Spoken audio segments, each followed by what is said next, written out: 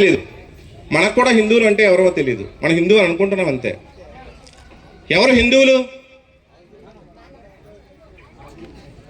ఈ ప్రకృతిలో ఉన్నటువంటి చరాచర సృష్టి మొత్తాన్ని కూడా దైవంగా భావించేవారు హిందువులు.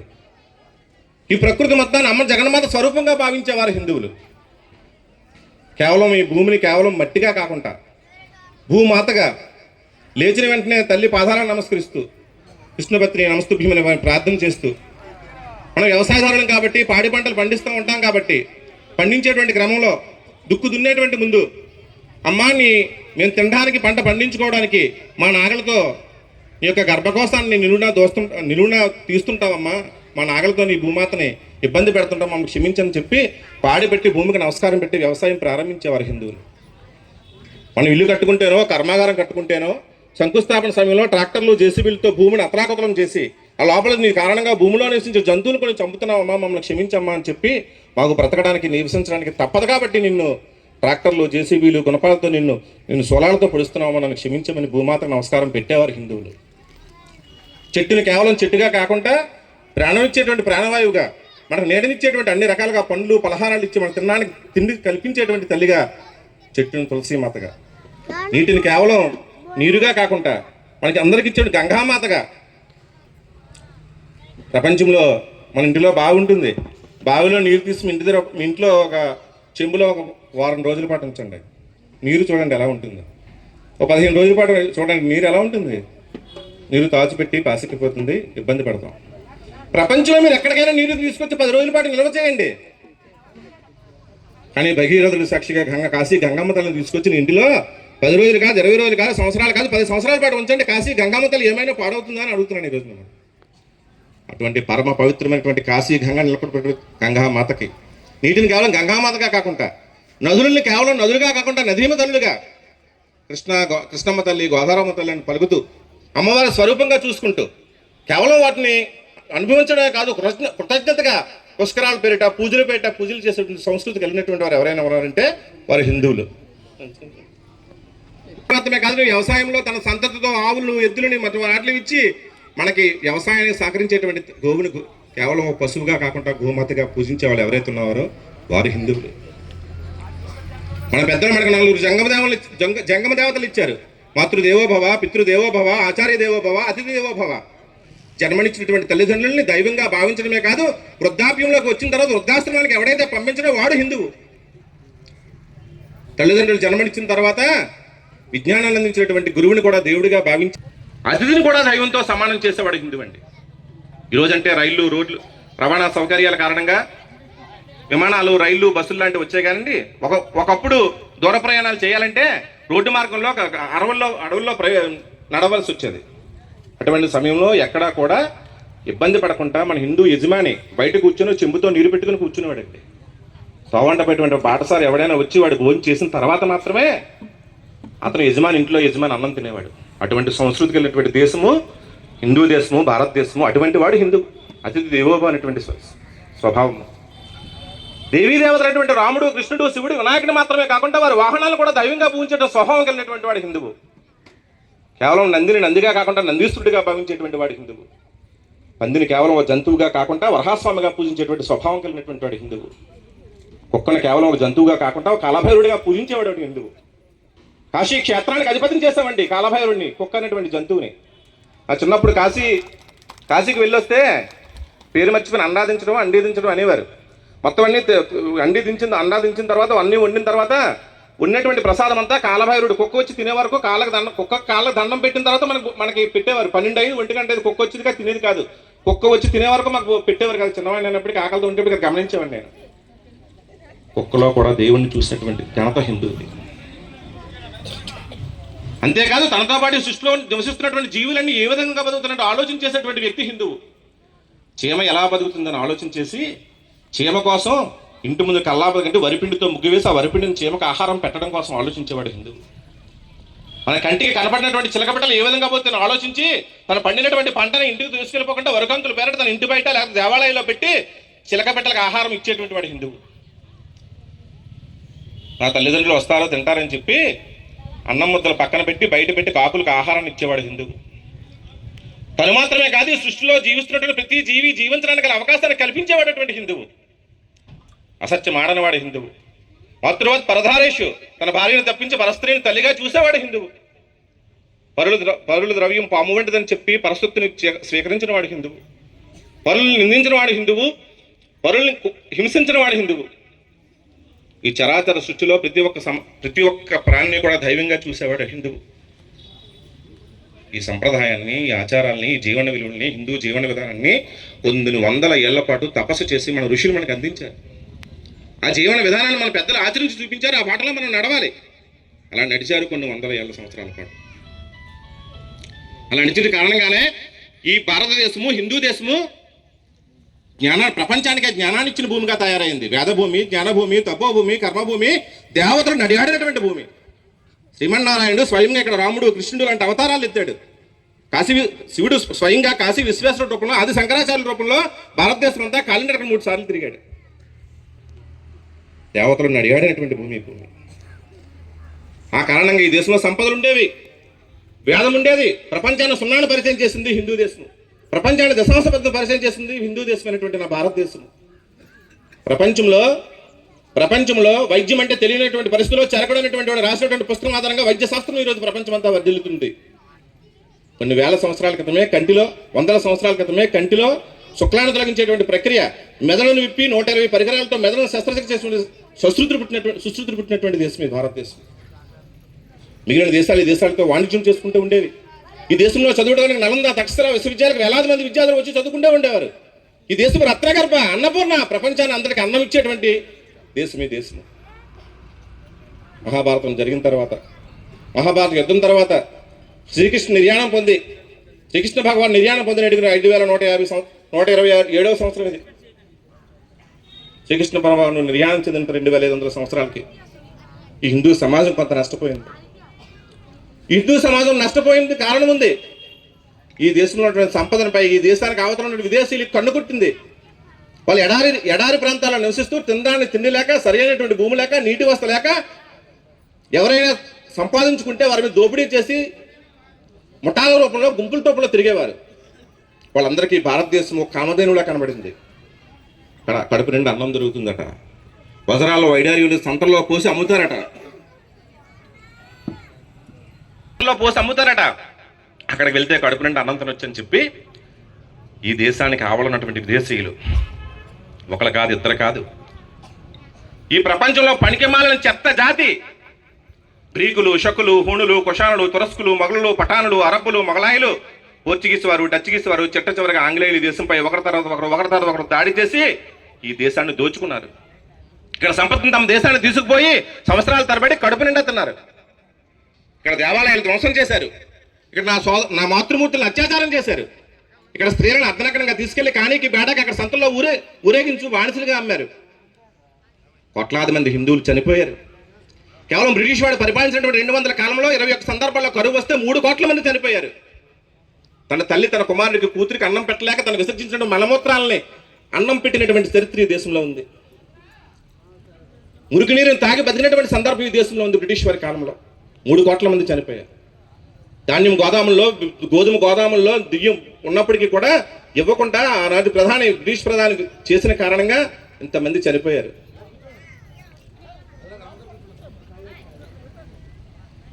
లక్షలాది మంది మతం మార్చబడ్డారు. మతం మారకపోతే చంపివేయబడ్డారు. హిందూ సమాజం అత్యంత దయనీయమైనటువంటి స్థితిలోకి వెళ్ళింది. హిందువు పిరికివాడిగా మారిపోయాడు. హిందువుకి బానిస మనస్తత్వం అలవాడిపోయింది. హిందువు ఒక కాళ్ళ కింద బతికేటువంటి, హిందూ దేశంలో ఒకరి కాళ్ళ కింద బతికేటువంటి పరిస్థితి వచ్చింది. రాముడిని, కృష్ణుని పూజించుకునే అవకాశం లేకపోయింది. హిందూ సమాజం అంతా కూడా అత్యంత దయనీయమైనటువంటి స్థితిలోకి వెళ్ళిపోయినటువంటి పరిస్థితుల్లో ఈ దేశంలో చాలా మంది పెద్దలు ఆలోచించి అనేక సంస్థలు ఏర్పాటు చేశారు. అనేక మంది పెద్దలు సంస్కరణలు ప్రారంభించారు. అలాంటి వాటిలో నేటికి సరిగ్గా 100 సంవత్సరాల క్రితము దయనీయమైనటువంటి స్థితిలో ఉన్నటువంటి హిందూ సమాజాన్ని ఖచ్చితంగా బాగు చేయాలి. మళ్ళీ హిందూ సమాజాన్ని వైభవ స్థితిలో తీసుకురావాలి. ఒకప్పుడు జగద్గురుగా ప్రపంచానికి అన్నపూర్ణగా భాసినటువంటి నా తల్లి భరతమాతను విదేశీ దాస్య శృంఖలాల మధ్య కాకుండా స్వేచ్ఛగా తరణీలా చేయాలి. అని చాలామంది పెద్దలు ఆలోచించారు. చాలామంది పెద్దలు ఆలోచించినటువంటి సందర్భంలో మహారాష్ట్రలో నాగపూర్లో పెట్టినటువంటి యువకుడు ఈ చరిత్ర మాత్రం అధ్యయనం చేశాడు. 2200 సంవత్సరాలు ఈ దేశంపై దాడి చేస్తే 1200 సంవత్సరాల పాటు మనం పోరాడాం, ఏం ఊరుకోలేదు, సంఘర్షణ పడ్డాం. ఛత్రపతి శివాజీ, ఒక రాణా ప్రతాప్, ఒక ఝాన్సీ లక్ష్మీబాయి లాంటి వీరుడు వారితో యుద్ధం చేశారు. అయినప్పటికీ కూడా 1000 సంవత్సరాల బానిసత్వంలోకి వెళ్ళాం. యువకుడు ఆలోచించాడు, ఏమి మన దగ్గర ఇంతమంది వీరులు ఉన్నారు, ఇంతమంది సైన్యం ఉంది, కేవలం ఇంతమంది వీరులు ఉన్నారు, మనందరం ఆశ్చర్యపోతామండి. కేవలం 3000 మంది బ్రిటిష్ వాడు, 3000 మంది ఇంగ్లీష్ వాళ్ళు ఈ దేశంపై దండెత్తి వచ్చి 30 కోట్ల మందిని తమ 200 సంవత్సరాల పాటు తమ చెప్పు చేతల్లో ఉంచుకున్నారు. 3000 మంది అండి, లండన్ నుంచి వచ్చినటువంటి ఆంగ్లేయులు 3000 మంది 30 కోట్ల మందిని చెప్పు చేతల్లో ఉంచుకున్నారు. కురవాడు ఆలోచించాడు, హిందువుల్లో ఏమి లోపించింది? ఐక్యత లోపించింది. నా తల్లి చెప్పింది, హిందువులు కలిసి ఉండరు. కులాల వారీగా, ప్రాంతాల వారీగా, భాషల వారీగా, స్థాయిల వారీగా, నువ్వు పెద్దవాడివి, నేను చిన్నవాడిని, డబ్బు ఉంది, డబ్బు లేదు, నీ దాకులము నా ఆకులము అని చెప్పి విడిపోతూ ఉంటారు. ఈ 1000 సంవత్సరాల బానిసత్వం కారణంగా మనలో ఈ అవలక్షణాలు ఏర్పడ్డాయి. కురవాడు ఆలోచించాడు, హిందువులు కలిసి లేరు, హిందువులు కలపాలి. అత్యంత పేద కుటుంబానికి చెందినటువంటి ఆ కుర్రవాడు డాక్టర్ చదువుకున్నాడు. చిన్నప్పటి నుంచి దేశభక్తి పరుడు, డాక్టర్ చదువుకున్నాడు. ఇంటికి వచ్చి కడుపు నుండి అన్నం పెడతానని వాళ్ళ అమ్మ నాన్న చూశారు. వాళ్ళ అమ్మ నాన్న చూస్తే ఈ దేహము దేశం కోసం, ధర్మం కోసమే, కానీ కేవలం 2-3 కోసం నా జీవితాన్ని త్యాగం చేయనని చెప్పి తన జీవితం మొత్తాన్ని దేశానికి అంకితం చేశాడు. ఆయన పేరు డాక్టర్ కేశవరావు బలిరామ్ హెడ్గేవార్. 1925లో నాగపూర్లో కేవలం 15 మందితో రాష్ట్రీయ స్వయం సేవక్ సంఘ్ RSS అనేటువంటి సంస్థను ప్రారంభించాడు. దీని లక్ష్యం ఒకటే, హిందువులు కలపడం, అంతకు మించి ఏం పని లేదు. అందరూ పిచ్చివాడిని చూసినట్టున్నారు. రే మీ పిన్నం, మీ అన్నయ్య వదిన ఆకలితో పడిచేస్తున్నారు, నువ్వేంటిరా బాబు డాక్టర్ చదువుకొని దేశం ధర్మం అని తిరుగుతావు, ముందు వాళ్ళ కాదు చూడరంటే, మా అన్నయ్య వదిన ఆకలితో ఉన్నా పర్వాలేదు, నాకు 30 కోట్ల మంది హిందువులు నేను కలుపుకోవాల్సిన బాధ్యత నాకు ఉందని చెప్పి ఆజన్మ బ్రహ్మచారిగా పెళ్లి చేసుకోకుండా ఈ సంఘాన్ని ప్రారంభించాడు. సంఘాన్ని ప్రారంభించిన తొలినాళ్ళలో అందరూ హేళన చేశారు, అవమానించారు. హిందువులు కలుపుతాడట ఈయనని. మనకి పెద్దలో కథ చెప్తూ ఉంటారు. అడవిలో ఒక సింహం, గర్భిణీగా ఉన్నటువంటి ఒక సింహం పరిగెత్తు ఉంది. సడన్గా చిన్న లోయ లాంటిది వచ్చింది. ఈ లోయలో పరిగెత్తే టైంలో ఆ సింహం పిల్ల ప్రసవించగానే సింహం ప్రసవించింది. ఒక సింహం పిల్ల, చిన్న సింహం పిల్ల పుట్టింది. ఈ హడావళ్ళ సింహం పారిపోయింది, సింహం పిల్లని విడిచిపెట్టి పోయింది. దూరం నుంచి అడవితో గొర్రెలు కాపరి సింహానికి మేకలను తోలుకొని వస్తూ ఉన్నాడు. మేకలు తోలుకో వస్తూ ఉంటే దూరం నుంచి చూశాడు. ఇక్కడ ఏదో పిల్లలా కనబడి దగ్గరికి వెళ్తూ సింహం పిల్ల భయపడ్డాడు, కానీ పట్టుకుంటే ఏమీ అనలేదు. సరే సింహం పిల్ల ఏమనలేదు కదా, ముద్దుగా ఉందని చెప్పి ఇంటికి తీసుకెళ్ళాడు. ఇంటికి తీసుకెళ్ళి తన మందలో కూర్చోబెట్టాడు. ఆ పక్కన ఉన్నటువంటి సింహం పిల్ల పక్కన ఉన్నటువంటి మేకలన్నీ కూడా మ్యావ్ మ్యావ్ అని అరుస్తూ ఉంటే ఇది కూడా మ్యావ్ మ్యావ్ అని అరవడం మొదలుపెట్టింది. అలా 2 రోజులు 3 రోజులు అయింది, 15 రోజులు అయింది. ఈ గొర్రెల మందని అడవికి తీసుకెళ్తూ ఈ సింహం పిల్లని కూడా తీసుకెళ్ళాడు. అది కూడా సింహం పిల్ల కూడా దీంతో పాటు అడవికి వచ్చింది. అలా నెమ్మదిగా నడుచుకుంటూ వస్తుంది. 15 రోజుల పిల్ల. ఈలోపు దూరం నుంచి ఒక సింహం మేకలు చూసి వస్తుంది.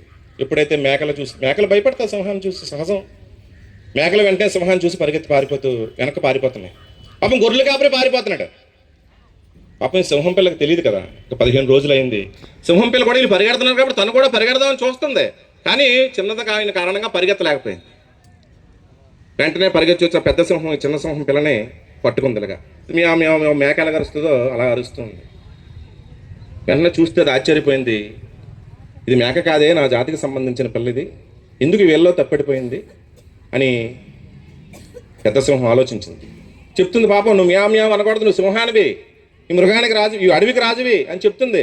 అయినా సరే పాపం అది మేకల మధ్యలో జీవించడం వల్ల భయపడిపోయి మ్యావ్ అని అరుస్తుంది. ఇంకలా కాదని తీసుకెళ్ళి ఒక వాగు దగ్గరికి తీసుకెళ్ళి ఈ సింహం పిల్లకి సింహం పిల్లకి చూపించింది. చూడు, నీడ చూడు, నీ ముఖం ఎలాగుంది, నా ముఖం ఎలాగుంది, ఇప్పుడు వరకు ఉన్నటువంటి ముఖం ఎలాగుంది.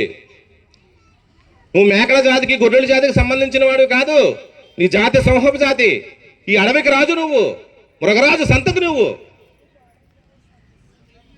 వాళ్ళ మందలో ఉన్నటువంటి కారణంగా నీ జాతి యొక్క లక్షణం నువ్వు మర్చిపోయావు. RSS గడిచిన 100 సంవత్సరాలుగా అదే చేస్తుంది. నిద్రాణమైనటువంటి హిందూ సమాజాన్ని తట్టి లేపుతుంది. నువ్వు హిందువువి, శ్రీరామచంద్రుడి వారసుడు నువ్వు, శ్రీకృష్ణ పరమాత్ముడు వారసుడు నువ్వు. ప్రపంచానికి సుందాన్ని అందించినటువంటి శాస్త్రవేత్త పుట్టినటువంటి దేశం నీది. ప్రపంచ విజేత అయినటువంటి అలెగ్జాండర్ భారతదేశంపై దండెత్తితే కేవలం 2 రాజ్యాలు మాళవ క్షుద్రమైనటువంటి గణరాజ్యాలు ఏకమైతే అలెగ్జాండర్ పారిపోయాడు. రాణా ప్రతాప్, ఛత్రపతి శివాజీలు వారసుడు నువ్వు. చిన్న వయసులోనే మతం మారితే నేను మతం మారనని చెప్పి సజీవ సమాధి జొరావర్ సింగ్, ఫతేహ్ సింగ్ వారసుడు నువ్వు. 1000 సంవత్సరాల బానిస కారణంగా నీలో హిందుత్వం నశించిపోయింది. నువ్వు హిందువుగా జీవించడం మర్చిపోయావు. పాశ్చాత్య సంస్కృతికి అలవాటు పడిపోయావు. నువ్వు హిందువుగా జీవించాలి. ఇగో నీ జాతిది, నీ పరంపరది, కొన్ని వేల సంవత్సరాల చరిత్ర ఉంది. ఈ చరిత్రను ఒకసారి వెనక్కి తిరిగి చూసుకో అని చెప్పే పనే గడిచిన 100 సంవత్సరాలుగా ఆర్ఎస్ఎస్ చేస్తుంది, భవిష్యత్తులో కూడా చేస్తుంది. హిందూ సమాజాన్ని తట్టి లేపడం ఏకైక పని. తట్టి లేపడం, కలపడం, తట్టి లేపడం, కలపడం, తట్టి లేపడం, కలపడం. ఈ పని మీద గడిచిన 100 సంవత్సరాలుగా ఆర్ఎస్ఎస్ చేసినటువంటి పని కారణంగా ఈ శతాబ్దం అత్యంత కీలకమైందండి. ఈ 100 సంవత్సరాల్లో హిందూ సమాజము ఆర్ఎస్ఎస్ ఏర్పడింది. ఈ ఆర్ఎస్ఎస్ స్థాపించినటువంటి డాక్టర్ కేశవరావు బలరాం హెడ్గేవార్ గారు తను స్థాపించినటువంటి కేవలం 15 సంవత్సరాల్లోనే పరమపదించారు, చనిపోయారు. సంఘం ఏమీ ఆగిపోలేదు. ఆయన చనిపోయి ఇప్పటికి 85 సంవత్సరాలు. సంఘం ప్రారంభించి 100 సంవత్సరాలు, సంఘం ప్రారంభించిన వ్యక్తి చనిపోయి 85 సంవత్సరాలు. అయినప్పటికీ సంఘం నిరాటంకంగా కొనసాగుతుంది. ఈ భూమి ఉన్నంతకాలం సంఘం ఉంటుంది. సంఘ కార్యకర్తలను ఆ విధంగా ఆయన తయారు చేసుకున్నాడు. ఆయన సిద్ధాంతం గొప్పది. ఆయన సిద్ధాంతం ఒకటే, భారతదేశం పరమ వైభవ స్థితిలో ఉండాలి. నా తల్లి భర్తమాత గలగలా గజ్జులు చెప్తుంటే ప్రపంచానికి అందరికీ అన్నపూర్ణాలుగా ఆహారం పెట్టాలి. విదేశీయుల చేతుల్లో బానిసలుగా జీవించకూడదు. ఆకలి తప్పుల కోసం ఎదురు చూడకూడదు అని ఆలోచన చేశాడు. సంఘాన్ని ప్రారంభించాడు. సంఘాన్ని ప్రారంభించిన కారణంగా శాఖ అనేటువంటి 1 గంట సేపు జరిగేటువంటి కార్యక్రమం ఆధారంగా దేశం మొత్తం అనేక కార్యక్రమాలు చేస్తూ అనేక మంది యువకుల్ని, స్వయం సేవకుల్ని తయారు చేశాడు. మరి 100 సంవత్సరాల సంఘం ఏం చేసింది? అది కూడా మనం ఆలోచన చేసుకోవాలి. ఈ 100 సంవత్సరాల కాలంలో స్వాభిమానం కోల్పోయిన హిందువు స్వాభిమానం తెచ్చుకున్నాడు. బొట్టు పెట్టుకోవడానికి భయపడిన హిందువు బొట్టు పెట్టుకుంటున్నాడు. నేను హిందువుని గర్వంగా చెప్పుకునేటువంటి ఒకప్పుడు హిందువు, నేను హిందువుని అని ఈరోజు గర్వంగా చెప్పుకుంటున్నాడు. గోవు మా ఆహారము, గోవుని చంపుతామని చెప్తే గోవుని చంపకూడదని గోవధ చట్టాన్ని తీసుకురావడానికి 1952లో 2 కోట్ల సంతకాలతో ఉద్యమాన్ని ప్రారంభించింది ఆర్ఎస్ఎస్. 1947 ఆగస్టు 14 అర్ధరాత్రి 12 గంటల మన స్వతంత్రం వచ్చినప్పటికీ కూడా జమ్మూ కాశ్మీర్ ఉన్న భారతదేశంలో విలీనం కాకపోతే ఆ జమ్మూ కాశ్మీర్ మహారాజు రాజా హరిసింగ్ అనే డోలాయమైన పరిస్థితిలో ఉంటే అతని దగ్గరికి ఒప్పించి జమ్మూ కాశ్మీర్ మన దేశంలో కలిపేలా చేసింది ఆర్ఎస్ఎస్. దేశం మొత్తం మీద ఎక్కడ ప్రకృతి విపత్తులకు సంబంధించిన సునామీలు వచ్చినా, వరదలు వచ్చినా, యుద్ధాలు జరిగినా అక్కడికి వెంటనే వెళ్ళి స్పందించి వాళ్ళకి సహాయ సహకారం అందించేటువంటి సంఘంగా ఆర్ఎస్ఎస్ ప్రపంచవ్యాప్తంగా గుర్తింపు పొందింది. గుర్తింపు కోసం పనిచేయదండి. నా తోటి భారతీయులు, నా తోటి హిందువులు ఈ దేశంలో ఎక్కడ కన్నీరు పెట్టుకున్న హిందూ దేశం పరంగా అక్కడికి వెళ్ళి స్పందించేటువంటి సంఘం ఆర్ఎస్ఎస్. మనందరికీ తెలిసినటువంటి విషయం. ఈ మధ్య మనందరం అయోధ్య రామజన్మభూమి నిధి సేకరణలోని అక్షకుల్లో మనందరం మాతృమూర్తులందరం పాల్గొన్నాం. గొలుగొండలో రామాలయం ఉంది, జోగంపేటలో రామాలయం ఉంది, కేడీపేటలో రామాలయం ఉంది, లోపల పుత్తలగారింపేటలో రామాలయం ఉంది. కానీ రాముడు పుట్టినటువంటి రాముడు గ్రామంలో రామాలయం లేదండి. 500 సంవత్సరాలుగా 5 లక్షల మంది 77 యుద్ధాలు చేసి పోరాటం చేసినప్పటికీ కూడా అయోధ్యలో రామాలయాన్ని సాధించలేకపోయారండి. ఆర్ఎస్ఎస్ సాధు సంతులందరితో విశ్వ హిందూ పరిషత్ అనేటువంటి సంస్థను ఏర్పాటు చేసి విశ్వ హిందూ పరిషత్ ద్వారా గడిచిన 30 సంవత్సరాలుగా ఉద్యమాలు చేసినటువంటి కారణంగా చట్టజరక కోర్టు తీర్పుతో రాముడు పుట్టినటువంటి అయోధ్యలో, రాముడు పుట్టినటువంటి ప్రాంతంలో రామాలయం కట్టుకోగలిగామండి. అది కదా మనకు స్వాభిమానం అంటే. అది కదా మన హిందువుల యొక్క శౌర్యం అంటే, పౌరుషం అంటే, పరాక్రమం అంటే, తెలివితేటలు అంటే. ఈరోజు ధైర్యంగా అయోధ్యలో రామాలయం కానీ పూర్తయితే ఢిల్లీ సుప్రీంకోర్టు తలకి నేను ఉరి తీసుకుంటానన్నాడు ఒక న్యాయవాది. కానీ ఇప్పుడు బతికే ఉన్నాడు ఆయన. పాపం ఎందుకు ఆయన వాగ్దానం మర్చిపోయాడు. అయోధ్యలో రామాలయం కట్టుకున్నా మన బాలరాముడిని రోజుకి వేల తరబడి సందర్శించుకుంటున్నారు.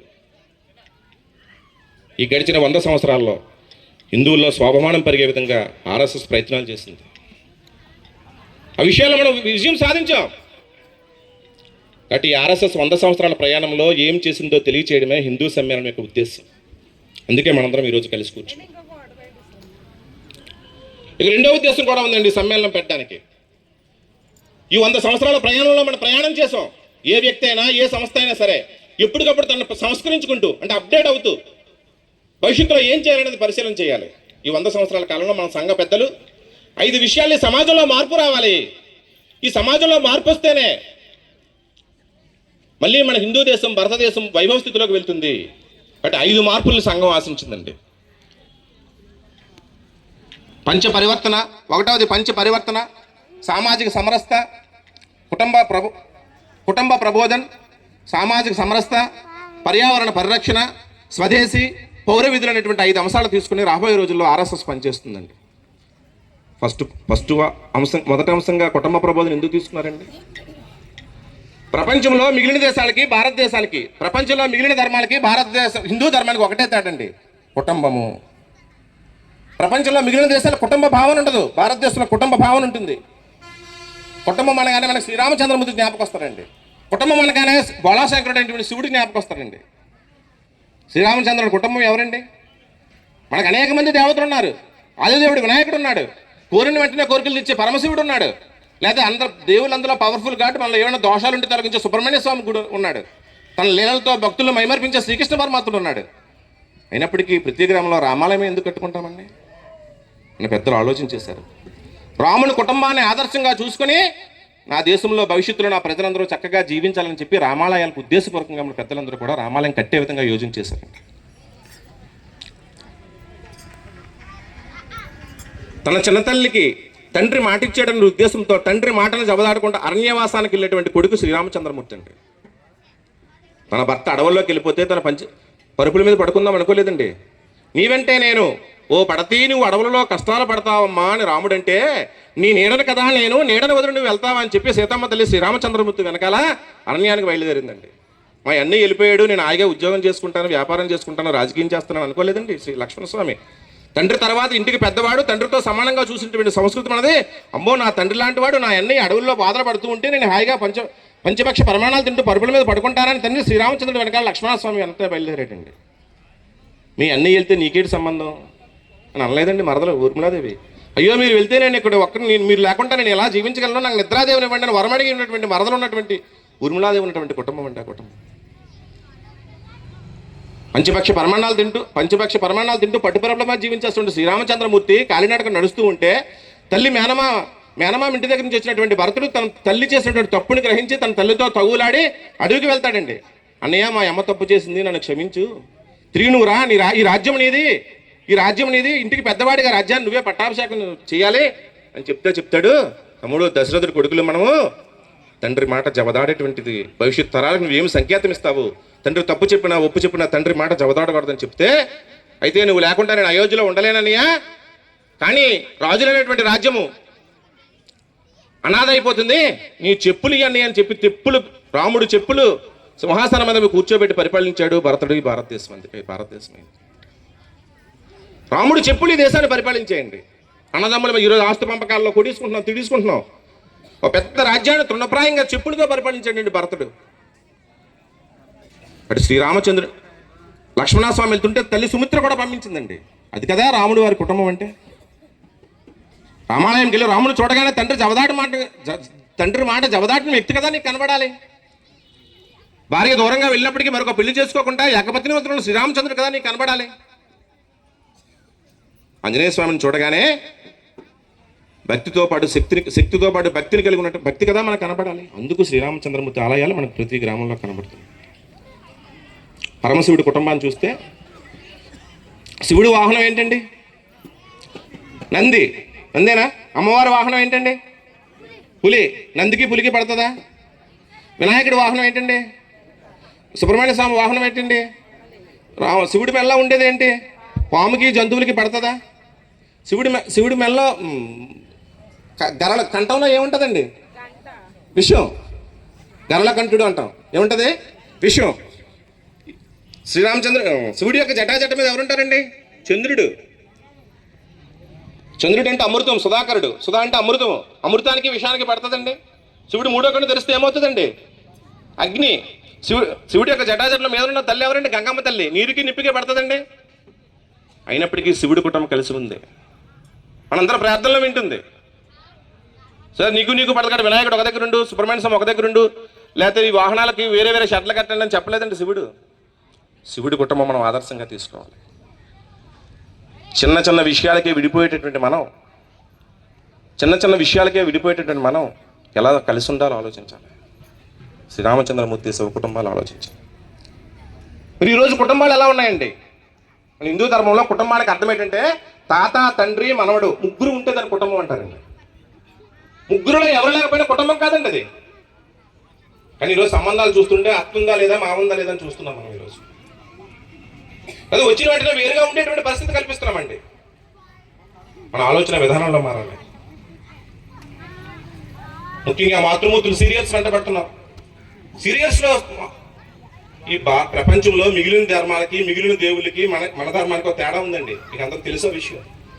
ప్రపంచంలో మిగిలిన ధర్మాల్లో స్త్రీని దేవతగా చూడరండి. స్త్రీ ఒక భోగ వస్తువు, కేవలం మగవాడి పక్కన పడుకునేటువంటి వస్తువు మాత్రమే, పిల్లలకు అనేటువంటి వస్తువు మాత్రమే, వంట చేసేటువంటి వస్తువు మాత్రమే. ఒక హిందూ ధర్మంలో స్త్రీని పురుషుడితో సమానంగా అర్ధనారీశ్వరుడిగా, పార్వతీ పరమేశ్వరుడిగా, ఆది దంపతులుగా పూజిస్తాము. ఈ తల్లి మొత్తం జగన్మాతగా చూస్తాము. ఈ ప్రకృతిలో మనకి ఏదైతే మేలు చేస్తే వాటన్నింటినీ కూడా మాతృ స్వరూపాన్ని చూస్తాము. రాధాకృష్ణులు, సీతారాములు అందరినీ సమానంగా పూజించేటువంటి సంస్కృతి. స్త్రీని మనం అంత గౌరవంగా చూపిస్తుంటే సీరియల్లో ఉద్దేశపూర్వకంగా స్త్రీని ఒక విలనగా, కుటుంబాలు తెరిచేటువంటి వ్యక్తిగా, అబద్ధాలు ఆడేటువంటి వ్యక్తిగా, హత్యలకు ప్లాన్ చేసేటువంటి వ్యక్తిగా సీరియల్ చూస్తూ ఉంటే మనందరం కూడా సీరియల్ చూస్తున్నాం, వాటిని ప్రోత్సహిస్తున్నాం. మీరు చూస్తున్నారు లేదా వాడు తెలిసిపోతుంది. టీఆర్పీ రేటింగ్ అంటారు దాన్ని. ఒక సీరియల్ ఈ దేశం మొత్తం మీద, ప్రపంచం మొత్తం మీద ఎంతమంది చూస్తున్నారో వాడు తెలిసిపోతుంది. వీడు మనం బాగా చూస్తున్నాం కాబట్టి మళ్ళీ అదే అక్షరాలతో ఒకటికి 4 భార్యలు, ఒకటికి 2 భార్యలు మనం ఆనందంగా చూస్తున్నాం. వీటన్నిటికీ మనం దూరంగా ఉండాలి. కుటుంబంతో కలిసిమెలిసి ఉండాలి. ఈ మధ్య నేను ఈ సంఘ కార్యకర్తగా కొన్ని గ్రామాలకు వెళ్తూ ఉంటాను. మన కొన్ని పెద్దల ఇంటికి వెళ్తూ ఉంటాను. నమస్కారం అంటారు. అమ్మాయి సెల్ ఫోన్ ఇట్టుకుని ఒక గదిలో పోద్ది, అబ్బాయి సెల్ ఫోన్ ఇట్టుకుని ఒక గదిలో పోతాడు. అలా టీవీ సీరియల్ పోతే నేను వచ్చాను కాబట్టి మొహమాటానికి ఆయన నాతో మాట్లాడతాడు. ఆయన కూడా మధ్య మధ్యలో సెల్ ఫోన్ చూసుకుంటాడు. అందరూ కూడా సెల్ ఫోన్తో కాలం గడుపుతున్నాం. నేను బాగా ఆస్తిపరులను అయ్యాను. కూతురుకి ఒక గది కట్టాను, కొడుకు ఒక గది కట్టాను, వచ్చిన గెస్ట్కి ఒక గది కట్టాను, భార్యాభర్తలకు ఒక గది కట్టాను. ఆ కొడుకు లోపలికి వెళ్ళిపోయి సెల్ ఫోన్ చూసుకుంటాడు. వాడు ఏం చేస్తున్నాడో మనకు తెలియదు. వాడు 4 పోయిన తర్వాత ఆన్లైన్ గేమ్, పబ్జీ గేమ్లు ఆడుతాడు. అప్పులు ఎక్కువైపోయి అని చెప్పి వాడి పేరు మీద వాట్సాప్లో మెసేజ్లు వస్తుంటే ఆత్మహత్య చేసుకున్నట్టు మనకు కనిపిస్తుంది. అమ్మాయి ఎవరితో మాట్లాడుతుందో తెలియదు. కొన్నాళ్ళు పెళ్లి చేసుకొని మన ముందుకు వస్తుంది. ఉమ్మడి కుటుంబాలు కలిసిమెలిసి జీవించడం. ఒకనాడు చిన్నపిల్లడు ఉంటే తాతయ్య మా అమ్మ దెబ్బలాడేవారు. ఇప్పుడు తాతయ్య మా అమ్మ దెబ్బలాడితే వెంటనే అమ్మ నాన్న గసిసుకుంటారు. ఉమ్మడి కుటుంబ భావన మన దేశంలో నుంచి వెళ్ళిపోయింది. మళ్ళీ ఈ భావన తిరిగి పాదుకొల్పాలి. రాష్ట్రీయ స్వయం సేవక సంఘం రాబోయే రోజుల్లో కుటుంబాలు బలంగా ఉండాలనేటువంటి విషయాన్ని బలంగా ప్రచారం చేయడానికి నిర్ణయించుకుంది హిందూ సమ్మేళన సందర్భంగా. వ్యక్తికి సమాజానికి మధ్యలో ఉండేది కుటుంబం. కుటుంబం బలంగా ఉంటేనే వ్యక్తి సమాజంలో చక్కగా జీవించగలడు. కుటుంబం బలంగా ఉంటేనే సమాజం బలంగా ఉంటేనే దేశం బలంగా ఉంటుంది. కాబట్టి మనందరం కూడా మంచి కుటుంబాలను పెంచి పోషించుకోవాల్సినటువంటి అవసరం ఉంది. ఆ పనిలో మనం అందరం ముందుకు వెళ్ళాలి. సామాజిక సమరసత. ఒకనాడు వృత్తుల పేరు మీదగా ఏర్పడినటువంటి కులాలు తర్వాత కాలం నువ్వు తక్కువ కులము, నాది ఎక్కువ కులము, నాది ఎక్కువ కులము, నీది తక్కువ కులము అనేటువంటి దూరంగా, ఊరికి దూరంగా కొంతమందిని ఉంచినటువంటి కారణంగా మన హిందూ సమాజం చాలా ఎక్కువగా నష్టపోయిందండి. శ్రీరామచంద్రమూర్తికే కులం లేదండి, నీకెందుకండి కులం? శబరి ఎంగిలుతున్నాడండి ఆయన. తోవలో పడవ దాటించాడు, గుహుని కౌగిలించుకున్నాడండి. పక్షి అనేటువంటి జటాయువు తన తండ్రికి దహన సంస్కారాలు చేయలేకపోయినా తండ్రి జటాయు అనేటువంటి పక్షికి దహన సంస్కారాలు చేసిన శ్రీరామచంద్రమూర్తి అండి. ఇందులో కొంతమంది ఉడిపి వెళ్ళి ఉంటారు. ఉడిపిలో శ్రీకృష్ణ భగవానుడు ఆలయం ఉంటుంది. కనకదాసునటువంటి వ్యక్తి ఆ ఆలయానికి వెళ్తే నువ్వు తక్కువ జాతి వాడివి, తక్కువ కులముడికి నీ గుళ్ళో ప్రవేశం లేదని చెప్తే శ్రీకృష్ణ భక్తులైనటువంటి ఆ కనకదాసు స్వామివారి గుడికి వెనక పక్క వెళ్ళి తలకొట్టుకుంటాడట. అయ్యో నేను దర్శించడానికి వచ్చానయ్యా స్వామి, నువ్వు నాకు దర్శనం ఇవ్వని అడిగితే శ్రీకృష్ణ పరమాత్మ కోపం వచ్చి వెంటనే వెనక తిరిగి గోడ పెడబడ వెనకలున్నటువంటి గోడ ముక్కలయ్యి రంధ్రం పెడితే శ్రీకృష్ణ భగవానుడు వెనక తిరిగి కనకదాసుకు దర్శనం ఇచ్చాడండి. ఈ రోజుకి మీరు ఉడిపి వెళ్తే శ్రీకృష్ణ భగవాన్ని వెనక నుంచే చూడాలి, ఎదరి నుంచి ద్వారం నుంచి చూడడానికి లేదు. దేవుళ్ళకి లేనటువంటి కులాలు మనం ఎందుకంటే ఈ కులాలలో తారతమ్యాలు హెచ్చుతగ్గాలు తగ్గాలి. అందరినీ కలుపుకొని పోయేటువంటి స్వభావం కావాలి. సామాజిక సమరసతను పాటించాలి. నువ్వు ఊరి చివరి కొంతమందిని ఉంచినటువంటి కారణంగా నువ్వు ఈ గుళ్ళోకి రావద్దన్న కారణంగా వాళ్ళందరూ వేరే దేవుడిని ఎంచుకున్నారు. వాళ్ళు తప్పులేదు. ఈ దేవుడికి నువ్వు దండం పెట్టొద్దన్నావు, మరి వేరే దేవుడి దగ్గరికి వెళ్ళి హక్కు వాళ్ళకి లేదా? ఇక్కడ మనందరం కూడా కలుపుకోవాలి. వాళ్ళు పెరిగిపోయారు, వీళ్ళు పెరిగారని బాధపడుతున్నావు. నువ్వు దగ్గర రానివ్వలేదు, అందుకే వేరే దగ్గరికి వెళ్తున్నారు. వాళ్ళు కలుపుకోవాలి. నువ్వు వాళ్ళు మన సోదరులు, హిందువులు, బంధువులు. మీకు విషయం చెప్పాలి. 15 సంవత్సరాల క్రితం హైదరాబాద్లో CCMB అనేటువంటి సంస్థ ఉంది, centre for cellular molecular biology. వీళ్ళు దేశం మొత్తం మీద 5,372 మందిని డిఎన్ఏ టెస్ట్ చేశారు. వీళ్ళు ఎవరు అని. అందులో అన్ని కులాలలో ఉన్నారు. వాళ్ళందరూ డిఎన్ఏ ఒకటే, మనందరం ఒకటే, మన మూలం ఒకటే. తర్వాత కాలంలో మనలో ఉన్నటువంటి వైకల్యం కారణంగా, మనలో ఉన్నటువంటి అవలక్షణాల కారణంగా హెచ్చుతగ్గులు ఏర్పడ్డాయి. కుడి చేయి ఒకదానికి ఉపయోగిస్తామని ఎడం చేయి ఒకదానికి ఉపయోగిస్తామని ఎడం చేయిని తక్కువగా చూస్తామండి. 2 చేతులు కలిస్తే కదంటే దేవుడికి దండం అవుతుంది. కుడి చేయిని ఎడం చేయిని సమానంగా చూసేటువంటి తత్వం మనకు రావాలి. మూడవది పర్యావరణం. భూమి కాలుష్యం, నీరు కాలుష్యం, గాలి కాలుష్యం, మన మనుషుల కాలుష్యం.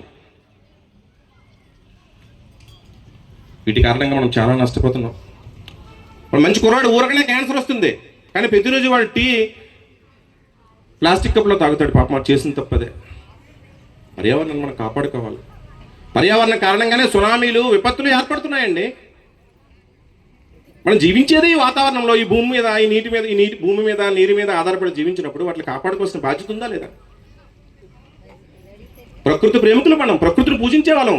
ప్రకృతి మన కోసమే ఉంది. అందుకే వాటి కృతజ్ఞతగానే వాళ్ళు దైవంగా భావిస్తున్నాం మనం.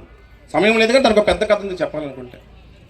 ప్రకృతిని పూజించేది, ప్రకృతిని తినేది మనమే, పూజించేది మనమే, ఆరాధించేది మనమే, పోషించేది మనమే. అలాంటి సమయంలో పర్యావరణాన్ని జాగ్రత్తగా కాపాడుకోవాలి. వీటి బండి మీద తిరుగుతుంటాడు, పొగలో ఖాళీగా తిరిగేస్తూ ఉంటాడు. ఆ పొగతో గాలి కాలుష్యం. తెలుసా, ఆ బండ్లు వేసి పెట్రోల్ తయారవడానికి 1,00,000 సంవత్సరాలు పడుతుందండి. 1 లీటర్ పెట్రోల్ తయారవడానికి 1,00,000 సంవత్సరాలు పడుతుంది. జ్ఞాపకించుకోండి. భూమి లోపల కుల్లి లక్షల కోట్ల సంవత్సరాలు అయితే కానీ పెట్రోల్గా తయారవదు. ఆ పెట్రోల్ని పని లేకపోయినా సరే నర్సీపట్నంలో లీటర్ పెట్రోల్ అయిపించేస్తాం. ఇవన్నీ పర్యావరణానికి హాని కలిగించేటువంటి అంశం. మన ఇంట్లో అవసరం ఉన్నా లేకపోయినా ప్లాస్టిక్ ఎక్కువ వాడుతూ ఉంటాం. ఒకసారి ప్లాస్టిక్ వాడండి, తగ్గించండి. బజార్కి వెళ్ళినప్పుడు అదే ప్లాస్టిక్ కవర్ని తీసుకురండి. దానివల్ల మనం ప్లాస్టిక్ని తగ్గించగలుగుతాం. ఈ విధంగా పర్యావరణాన్ని కాపాడుకోవాలి. స్వదేశీ ఆలోచన కావాలి. మనదైనటువంటి ఆలోచన ఉండాలి. సంస్కృతి సాంప్రదాయాలతో కూడినటువంటి ఆలోచన ఉండాలి. ఈ మధ్య అందరూ మనం ఇంగ్లీష్లో